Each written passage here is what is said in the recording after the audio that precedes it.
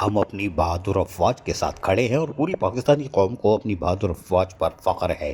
ہماری بہادر افواج نے جس طرح بھارت کی مسلط کردہ جنگ کا جواب دیا ہے اور بزدل و مکار دشمن کو شکست دی، اس پر بہادر افواج کو مبارکباد پیش کرتے ہیں۔ ان خیالات کا اظہار وائس چیئرمین اورنگی ٹاؤن فارم ثقیر صدیقی نے ویسٹفل کمشنر اورنگی ٹاؤن آغا فہد احمد کے ہمراہ ٹاؤن چیئرمین حاجی جمیل ضیاء کی واضح ہدایت پر پاک فوج سے اظہار یکجہتی کے لیے نکالے جانے والی ریلی کی شرکت سے خطاب کرتے ہوئے کہی۔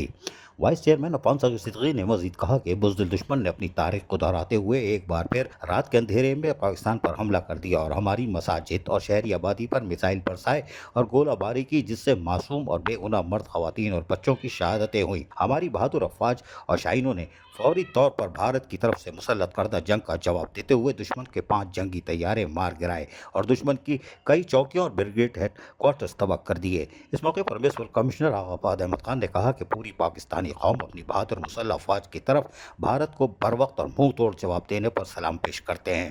ہماری مسلح افواج پاکستانی سرحد پر سیسا پلائی دیوار کی طرح موجود ہے اور اپنی پاک دھرتی کا دفاع کرنا خوب اچھی طرح جانتی ہے۔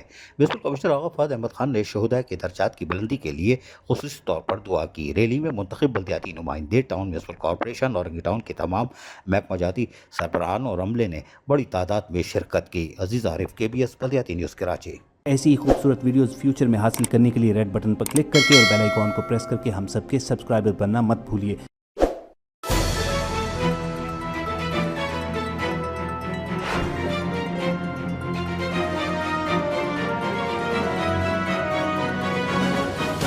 KBS بلدیاتی نیوز